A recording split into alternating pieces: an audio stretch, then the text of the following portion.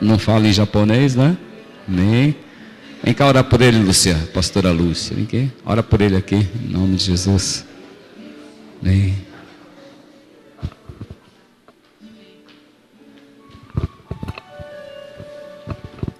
Senhor, nosso Deus e nosso Pai, te entregamos, Senhor Deus, a vida do teu servo nas tuas mãos, Senhor.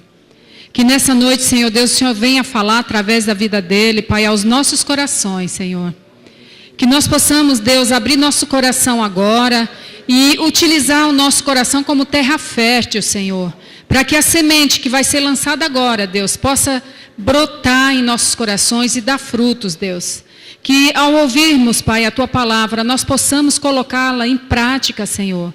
E não somente ouvir, Deus, mas que nós possamos, Deus, usar para as nossas vidas tudo aquilo que o Senhor tem mandado para a Tua igreja, Senhor. Usa a vida do Leandro, sim, Deus. Que nós possamos, Deus, aproveitar esse momento tão maravilhoso para nós, Pai. Porque nós ainda vivemos num país que somos livres para ouvir Tua palavra, Senhor.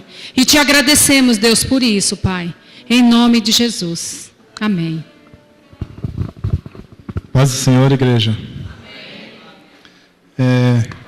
A palavra de hoje está em Efésios 5.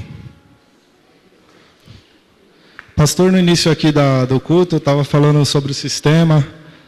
E, coincidentemente, a gente, contrariando o sistema, logo após uma festa que é considerada a festa da carne, que é o carnaval, estamos aqui hoje para falar do reino de Deus, para falar de coisas espirituais.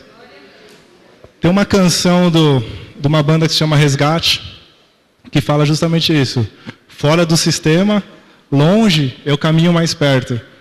Parece uma contradição, né? Mas para Deus funciona assim.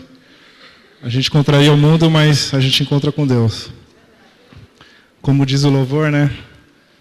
Então vem, derrama o teu espírito, como prometeste. E assim é o que a gente clama, a igreja clama pelo Espírito, né? A palavra de Efésios, lá em 5, a partir do versículo 12.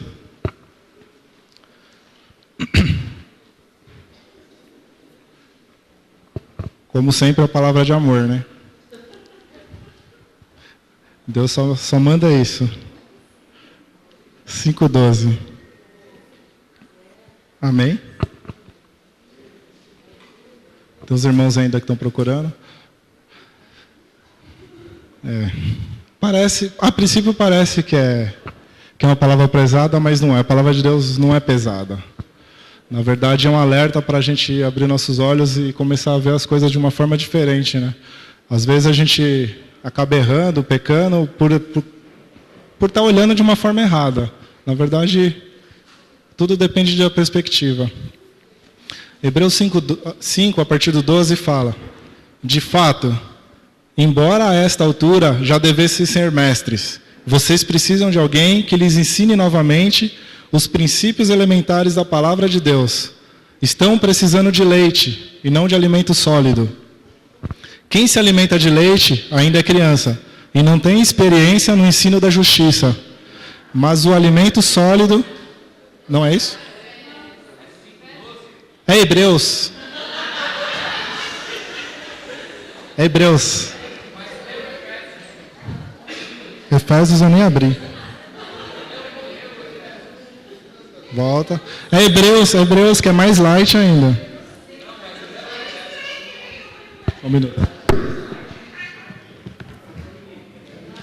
Efésios.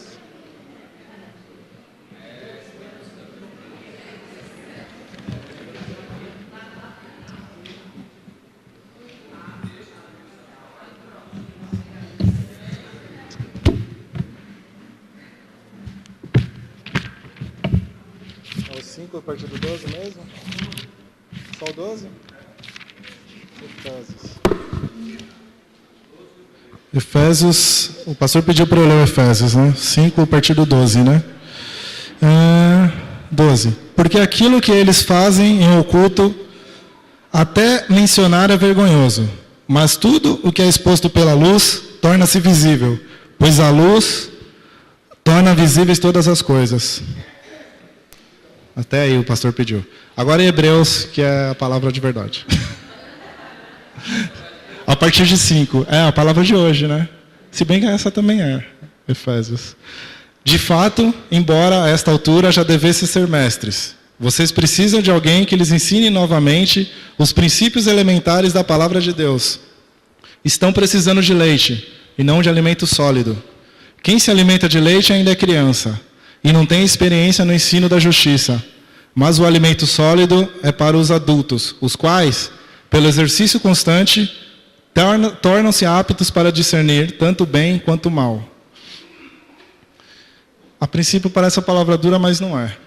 Quem aqui conhece a história de Moisés? Acho que a maioria, né? Mas eu vou fazer um resuminho para se tiver alguém que não conheça. Não vou contar desde o princípio, é a partir do chamado. Moisés estava lá caminhando, de boas, caminhando, encontra uma sarça ardente. Eu não sei se vocês confundem como eu confundia. Eu achava que sarça era uma ave, mas a sarça é uma planta.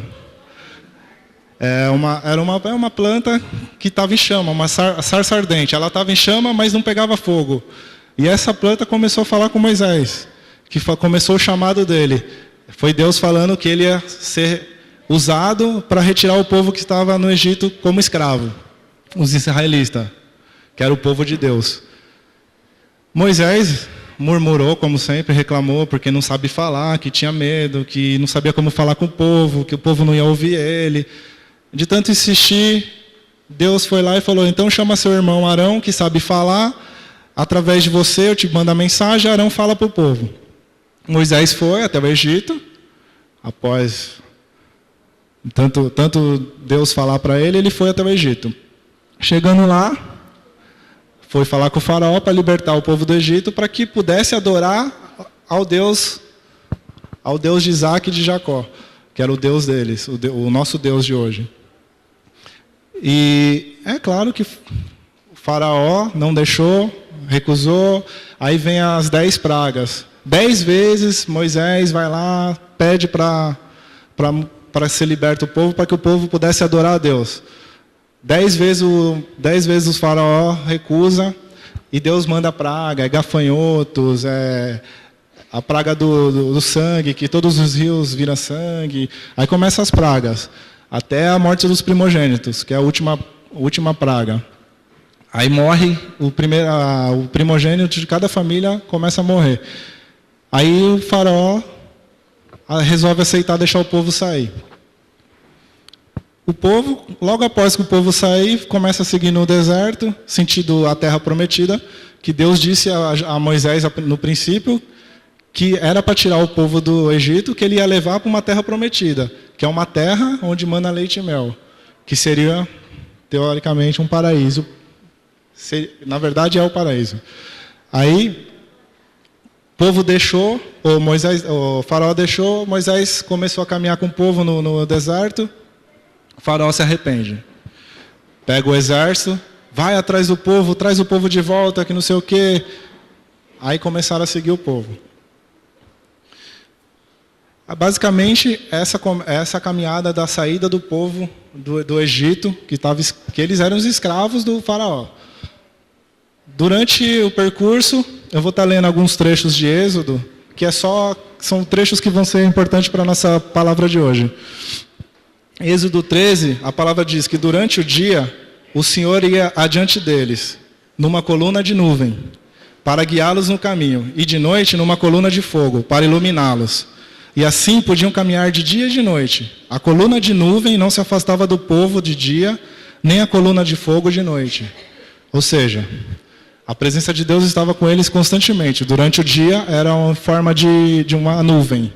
E durante a noite era uma coluna de fogo que ia guiando o povo pelo caminho que devia percorrer.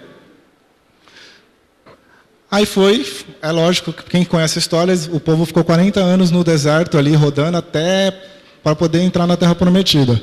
Durante esse percurso, em Êxodo 16, o povo começa a reclamar. No deserto, toda a comunidade de Israel reclamou a Moisés e a Arão. Disseram-lhes os israelitas: quem dera a mão do Senhor nos tivesse matado no Egito. Lá nós sentávamos ao redor das panelas de carne e comíamos pão à vontade. Mas vocês nos trouxeram a este deserto para fazer morrer de fome toda esta multidão. Disse, porém, o Senhor a Moisés: eu lhes farei chover pão do céu. O povo sairá e recolherá diariamente a porção necessária para aquele dia. Com isso, os porei à prova para ver se seguem ou não as minhas instruções.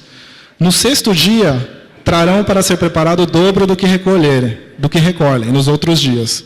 Assim Moisés e Arão disseram a todos os israelitas, e ao entardecer vocês saberão que foi o Senhor quem os tirou do Egito. E amanhã cedo verão a glória do Senhor, porque o Senhor ouviu a queixa de vocês contra ele. Quem somos nós para que vocês reclamem a nós?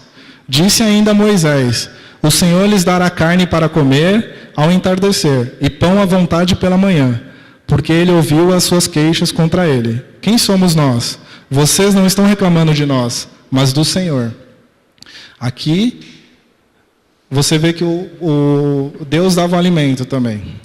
Primeiro, Deus guiava o povo, de dia e de noite, com a presença dele constantemente. Depois aqui, Deus estava alimentando o povo, dando um alimento direto na boca do povo. Mais à frente, a comunidade de Israel partiu do deserto de Sim, andando de um lugar para o outro, conforme a ordem do Senhor. Isso está em Êxodo 17.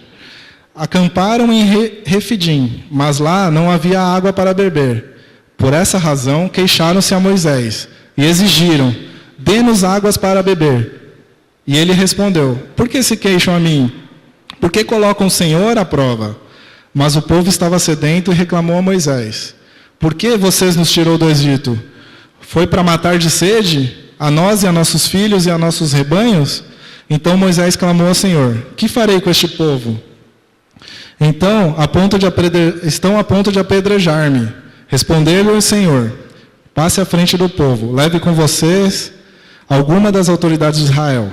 Tenha em mão a vara com a qual você feriu o Nilo e vá adiante.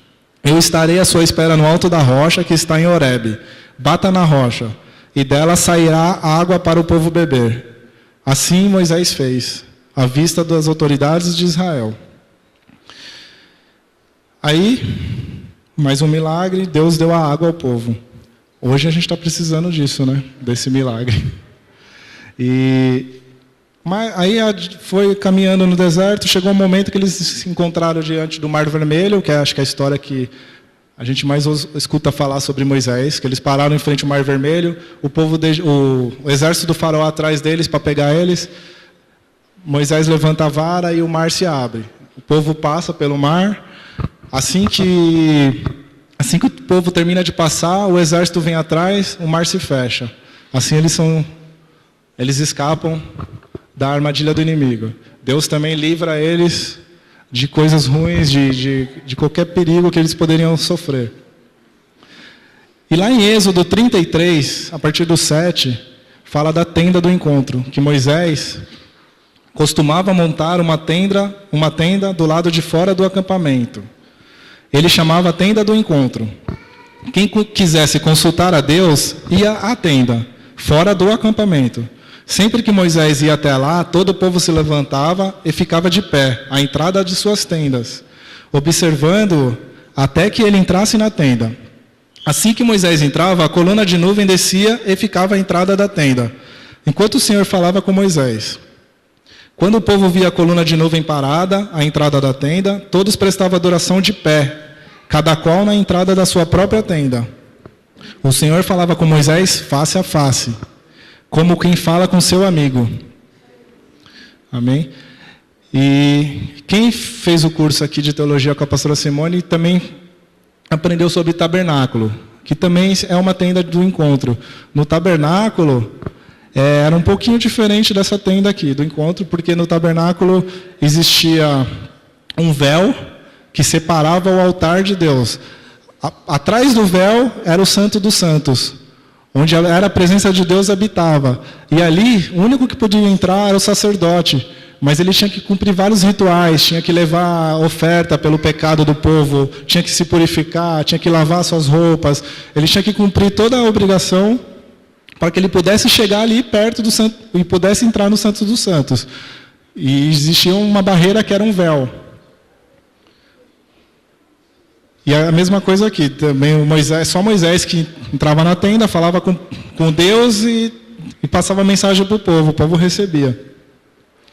Eu acho que esse exemplo aqui de Moisés, e resumindo, no final, após todo esse percurso no deserto, 40 anos no deserto, o povo reclamando, mesmo sendo guiado por Deus, tendo a presença de Deus, sendo liberto das armadilhas do inimigo, sendo alimentado por Deus, o povo reclamou. No final, eles não puderam entrar na Terra Prometida. Nem Moisés entrou na Terra Prometida. Eles chegaram até a porta, até perto. Moisés pôde até ver a Terra Prometida, mas não pôde entrar. Porque Deus não permitiu, porque no final, lá quando ele feriu a rocha, ele fez de uma forma que Deus não se agradou. E o povo também, de tanto reclamar, Deus falou, só os primogênitos entrarão. Aí os filhos daqueles que estavam reclamando, que a Terra Prometida era para eles, eles não entraram. Hoje, eu não sei se vocês conseguem enxergar essa semelhança desse povo com a igreja de hoje. Porque nós também fomos resgatados da escravidão, quando a gente estava na nossa vida sem Deus. Nós fomos colocados no deserto, onde também muitas vezes a gente anda em círculos. E geralmente há uma nuvem te guiando durante o dia, e há uma coluna de fogo te guiando durante a noite, que é o Espírito Santo. Nós andamos com o Espírito, temos a presença na tenda do encontro, que é a igreja. Só que aqui tem um detalhe. Nós entramos na tenda do encontro. Naquela época, Moisés entrava, o povo ficava de fora. E a tenda era afastada do povo. A tenda era fora do acampamento, não era dentro. E esse aqui, mais para frente, vocês vão entender o motivo disso.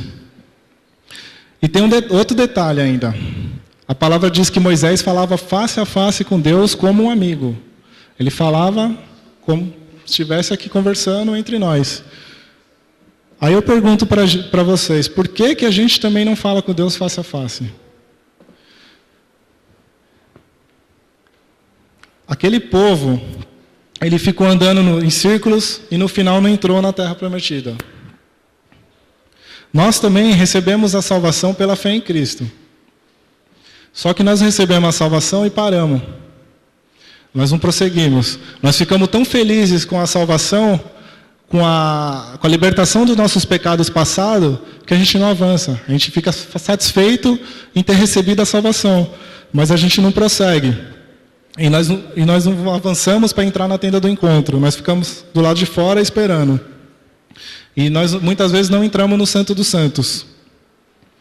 Ficamos andando em círculo, guiado por Deus, na presença de Deus, sendo alimentado por Deus, mas não entramos no Santo dos Santos. Ficamos só ali, recebendo dentro da tenda. Aí eu te digo hoje, Deus, Ele nos tira da escravidão para nos levarmos a uma terra prometida. E quanto mais longe a gente chegar, menos a gente vai ter necessidade de falar a respeito de onde a gente estava. Aí eu te digo ainda, não é marca de espiritualidade você ficar falando acerca de quem você era.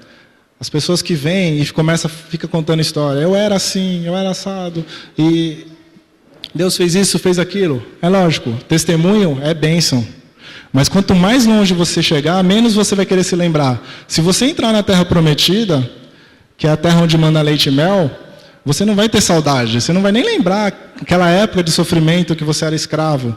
Porque você vai estar na presença de Deus e você vai estar satisfeito. Então isso não é marca de espiritualidade. Agora a grande verdade é que nós só refletimos o que nós recebemos. Mas o problema é que nós não esforçamos para buscar a água direto da fonte. Nós esperamos Moisés tirar a água para a gente. Como diz a palavra no começo, de fato, a essa altura nós devêssemos ser mestres. Mas precisamos de alguém que nos ensine novamente os princípios elementares da palavra de Deus. Estamos precisando de leite, não de alimento sólido. Que é a palavra lá de Hebreus 5. Os grandes homens de Deus, se a gente pegar a história da Bíblia, todos os profetas, os grandes homens, Davi, Moisés, Abraão, Paulo, que é o grande exemplo do Novo Testamento, todos eles tinham uma intimidade com Deus acima do comum. Eles faziam algo diferente dos outros, da grande média. Se vamos pegar Daniel. Daniel, ele foi grande, mas ele buscava a presença de Deus 3 vezes ao dia. Ele se retirava e 3 vezes ao dia, sozinho, buscava a presença de Deus. Ele não era grande porque pedia para ser grande. Ele era grande porque ele buscava Deus. E Deus fazia ele grande. Por isso ele foi grande. Aí eu pergunto novamente, por que nós também não realizamos grandes feitos como os grandes profetas realizaram? Como Elias, como Davi, como Paulo. O grande problema hoje é que nós não buscamos a água direto da fonte. E muitas vezes nós esperamos o pastor nos dar água. Nós não buscamos sozinho. E às vezes a gente fica clamando a Deus, orando e pedindo as coisas. A gente quer, muitas vezes são coisas espirituais que a gente pede mesmo. São bênçãos. Mas muitas vezes Deus não responde às nossas orações, porque o que a gente precisa naquele momento não é o que você está pedindo. O que você precisa geralmente é a presença de Deus. E aquilo é muito mais importante do que você está pedindo. E é isso que o Senhor quer hoje. Ele quer que a gente busque simplesmente porque a gente ama Ele. Porque estar com Ele é gostoso. Porque a gente... Como se Ele fosse o nosso amigo. E Ele é o nosso amigo. E quando a gente tem um amigo e a gente se afasta dele, a gente sente saudade, sente falta. A gente quer ligar, quer falar, quer marcar para se encontrar. E Deus quer isso da gente. Ele não quer que a gente busque porque a gente precisa de algo. Ele quer que a gente busque porque a gente quer encontrar Ele, simplesmente. Como o pastor disse aqui, que a gente venha buscar, que a gente venha encontrar o Espírito, que venha ser cheio do Espírito. Como o louvor disse aqui, esse louvor é uma oração. Imagine a gente pedindo isso para Deus, todos os dias. Derrama o teu Espírito. Derrama o teu Espírito como tu prometeste. O Senhor disse que vai derramar, mas muitas vezes a gente não pede. Nós precisamos prosseguir para entrar na Terra Prometida. Nós precisamos entrar no Santo dos Santos. Se a gente for analisar os milagres de Jesus, nós vamos ver que geralmente os milagres dele sempre precisavam de 2 esforços. Vamos pegar o meu primeiro milagre. O primeiro milagre de Jesus, alguém sabe o que foi? Água e vinho. Aí, eu não sei se vocês já se questionaram. Jesus tinha poder para fazer o que ele quisesse. Ele tinha o poder que vinha do Pai que estava nele. Por que pegar a água e transformar em vinho? Ele não podia simplesmente fazer o vinho do nada? Ou ele não tem esse poder para fazer o vinho do nada? Ele curou um cego, ele cuspiu na areia e pôs a areia no olho do cego. Ele não podia só simplesmente falar, enxergue. Ele não tem poder para isso? Na verdade, a vida de Jesus veio para ser um exemplo para a gente. Esses detalhezinhos, às vezes, a gente não presta atenção. Na verdade, ele fazia isso para mostrar para a gente que o milagre carece de 2 esforços. Sempre precisa haver um esforço nosso também, para que o milagre aconteça. Nós precisamos buscar. Deus derrama, mas você precisa buscar. Não adianta ficar esperando acontecer que não cai do céu. E não adianta também buscar Deus só pedindo aquilo que você quer e esperando que Ele vai receber. Porque Ele vai te dar, mas quando Ele vê sinceridade na sua busca.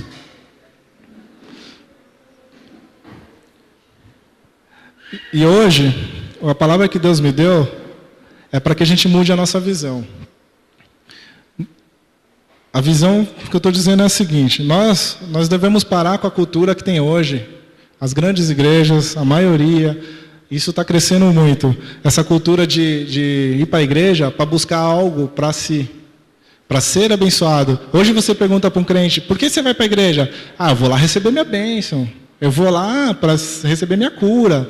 Eu vou lá para ganhar algo. É sempre alguma coisa. O pastor estava falando sobre dízimo. Dízimo é o maior exemplo. O que se prega hoje é que se você der o dízimo, você vai ser abençoado. Se você der, você vai receber em dobro. Mas se você der pensando que vai receber em dobro, você não vai receber. A verdade é que precisa de haver sinceridade. E a visão que Deus me deu e pede para que eu possa passar para a igreja é justamente essa.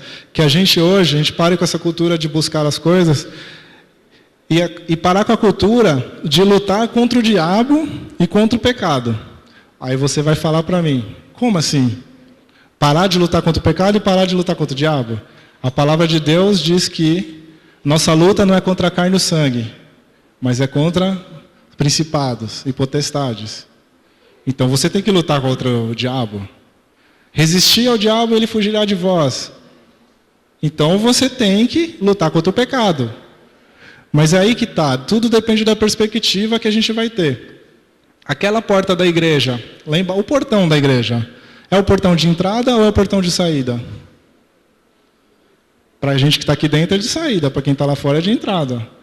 Tudo depende de como você está enxergando as coisas. Na verdade, não é que tem que parar de pensar, de lutar contra o pecado e contra a carne. Mas a palavra de Deus também diz que Deus luta por nós. E que em Jesus nós somos mais que vencedores. Então, o grande lance é a gente não ficar lutando contra o pecado e não lutando contra o diabo. Mas se encher do Espírito Santo. Buscar a Deus. Completar todo o seu espírito com a presença de Deus. Porque eu até costumo colocar essas frases, eu sempre falo, quando eu estou conversando a respeito de Jesus, eu sempre falo isso. Alimente o seu espírito e o pecado morrerá de fome. É isso que Deus pede. Eu vou pegar uma frase que um grande escritor escreveu, inclusive é escritor de A Vida Crucificada. Quem leu esse livro, quem não leu, eu recomendo. O pastor também já leu, ele viu que é bênção, é um livro muito abençoado. Esse escritor, ele escreveu sobre isso. Ele coloca assim: o homem que tem se esforçado para purificar-se e nada tem a relatar senão repetidos fracassos, conhecerá o verdadeiro alívio quando deixar de dar demasiada importância à sua alma e passar a olhar somente para aquele que é perfeito. E quando estiver olhando para Cristo, as próprias coisas que por tanto tempo vem tentando fazer serão finalmente realizadas dentro dele. Será Deus a operar nele, tanto agir como efetuar. Isso aqui é exatamente o que eu estou falando. Se você começar a buscar a Deus, a presença de Deus, não vai ter espaço para as coisas do mundo. Não é que você não tem que lutar contra o pecado, você não vai precisar. Você não precisa lutar contra o diabo nem contra o pecado, porque você está cheio de Deus e Deus vai estar lutando por você. E essa luta que a gente tem contra o pecado não vai existir. A nossa vontade vai ser a presença de Deus, vai ser buscar a Deus. A gente só vai querer Deus, não vai querer mais o pecado. E lá em Mateus 12, do 43 ao 45, não precisa abrir não. A palavra de Deus mostra exatamente isso. O motivo pelo qual devemos nos encher de Deus. Lá diz assim: quando um espírito imundo sai de um homem, passa por lugares áridos, procurando descanso e não encontra, diz: voltarei para a casa de onde saí. Chegando, encontra a casa desocupada, varrida e em ordem. Então vai e traz consigo outros 7 espíritos piores do que ele. E entrando, passam a viver ali. E o estado final daquele homem torna-se pior do que o do primeiro. Assim acontecerá a essa geração perversa. É exatamente o que eu estou falando aqui. E isso acontece muito com os crentes recém-convertidos. Não que os mais antigos também não aconteçam. Mas o que acontece? A pessoa recebe a salvação, primeiro amor, aquela coisa, quero Deus, quero Deus, quero Deus. Deus vem e limpa todas as coisas ruins que tinham. Todos os pecados vão embora, você fica purificado. Quando você está na presença de Deus, você é purificado. Mas, se você não caminhar, você seguir num processo de amadurecimento e um processo de busca maior, a sua casa vai ficar vazia. Aqueles pecados que antes eram pequenos vão voltar muito pior. E você vai se tornar um cara muito pior do que era no início. É isso que diz aqui em Mateus. Por isso, a gente deve se encher e sempre está buscando a Deus, mesmo quando está sem vontade. E o convite hoje é para a gente avançar mais um passo para Deus. Para a gente encontrar com Deus face a face. E essa busca de encontrar com Deus face a face, ela é individual. Não adianta a gente vir aqui e falar, nossa, fui no culto, foi a presença de Deus, eu chorei, eu tremi, eu caí no chão, eu fui abençoado. Mas o que Deus quer é a sua busca individual. A sua busca quando você está sozinho. Jesus, não, vamos dar um exemplo lá. Moisés tinha a tenda fora do acampamento. Por que fora? Fora da multidão. A tenda era fora do acampamento. Jesus, quando precisava falar com Deus e ter um pouco mais de intimidade e receber mesmo uma mensagem de Deus, ele se retirava, subia no monte e orava. Os discípulos ficavam lá e ele se afastava. Sempre quando alguém ia buscar, se afastava.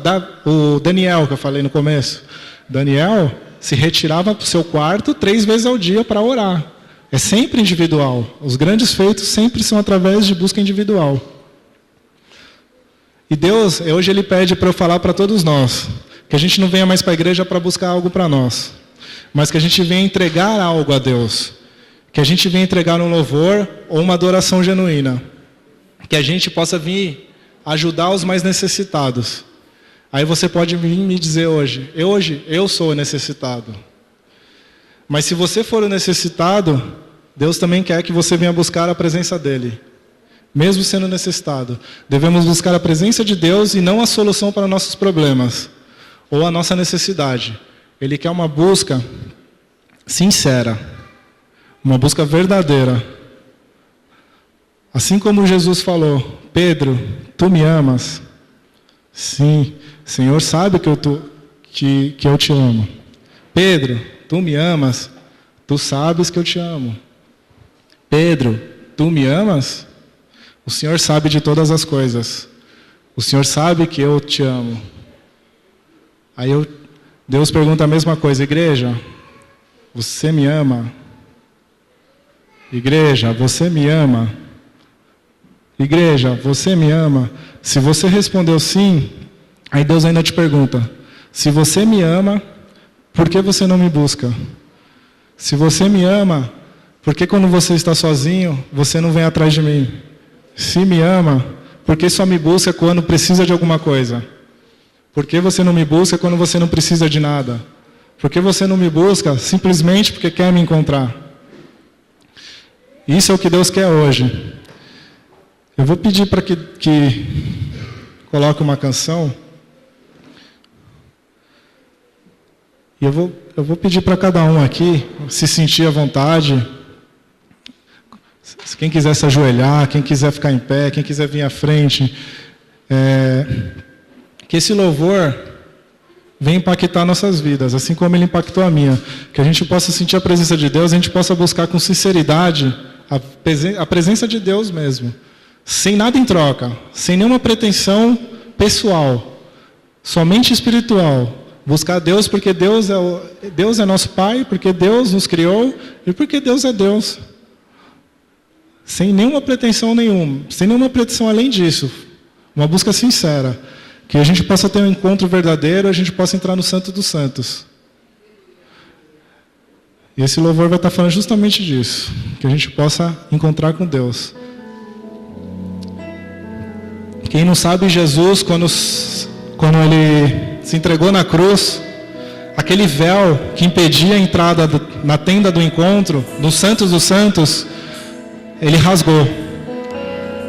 A partir daquele momento, quem aceitou a Jesus, quem recebeu o Espírito Santo, tem a liberdade de entrar no Santos dos Santos. E hoje, o que Deus quer é isso, que cada um aqui busque a entrada para o Santo dos Santos, individualmente. Mas vem novamente, eu mergulho na mirra ardente, mas peço que tua presença aumente.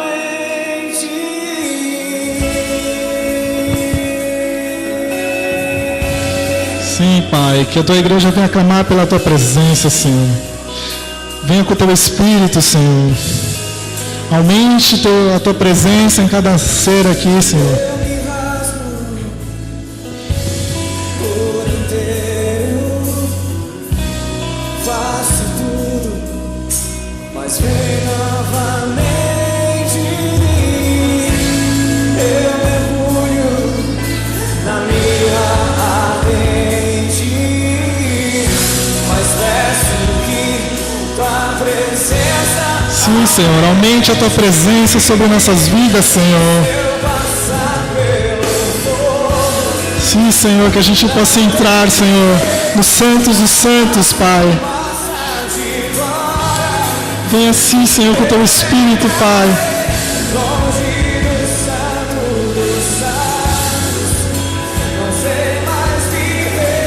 Pai, aqueles que ainda não entraram no Santo dos Santos, que possam ter um encontro verdadeiro contigo esta noite, Senhor. Que eles possam te encontrar na tenda do encontro, Senhor. Que eles possam encontrar contigo, Senhor, no Santo dos Santos, Senhor. E venham ser modificados, venham ser transformados, Senhor. Que haja poder, Senhor, que haja, sim, Senhor, o teu Espírito, Senhor.